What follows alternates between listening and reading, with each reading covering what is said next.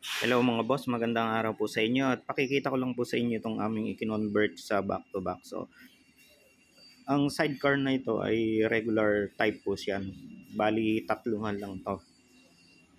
So, ito po yung pagmamayari ni Sir Alba ng Binyan City sa Dilapas po. So, yan ang kanyang dating sidecar and then yan po yung kanyang cross guard. Ating inayos na rin, no? At pininturahan para mabago na yung itsura niya. So, ito na po ngayon yung aming sidecar na na-convert na namin sa back-to-back. Actually, ayan, pinturado pa yung, yung tapalodo niya kulay green. So, yan pa yung original color niya, green. So, ayan na, ang kinuha lang po natin dito, yung pinto, yung pinakamuka ng sidecar. Ayan, nagmukha nga siya mini jeep eh. So, yung kanyang side wheel at saka yung hub, yan po yung aming mga kinuha lang dyan. And then, yan pong bubong, bago na po yan. At saka yung tubo niya na nasa gilid, ay bago na rin po yan. Pinalitan na rin po namin yan mga boss. Kung gusto nyo po magpa-convert ng inyong sidecar, kung yan po ay tatluhan at gusto nyo gawin siyang back-to-back para mas maging convenient yung inyong pasahero, at the same time ay mas marami kayo may sasakay, di ba? So, in na kasi ngayon yan dito, no?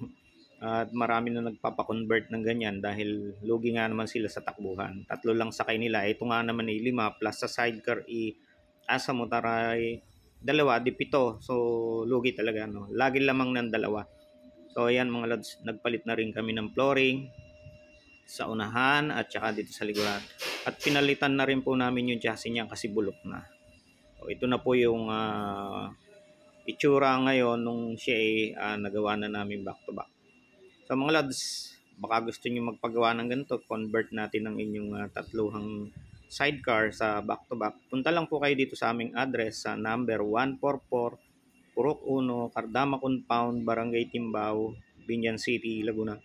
Or dun po sa aming branch sa Purok 5, Sitio Aratan, Unitown Center, Barangay Pulo Santa Cruz, Santa Rosa, Laguna. So ayan na mga lods ang aming na-convert na sidecar. Bago na po itsura niya. So mga lods, yan o, tingnan mukha ng jeep. Tuwid na tuwid kasi yung itsura ng sidecar na to. Ito yung mga una kasing sidecar, kaya ganyan ang itsura ng kanilang face panel. Halos tuwid na siya, hindi siya naka-bend katulad ng mga bagong modelo namin ngayon.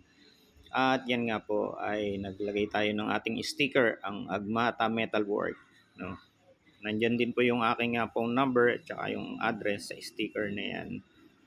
At ang aking sponsor dyan ay si Sir Justin Navarro Salinas ng Parañaque City.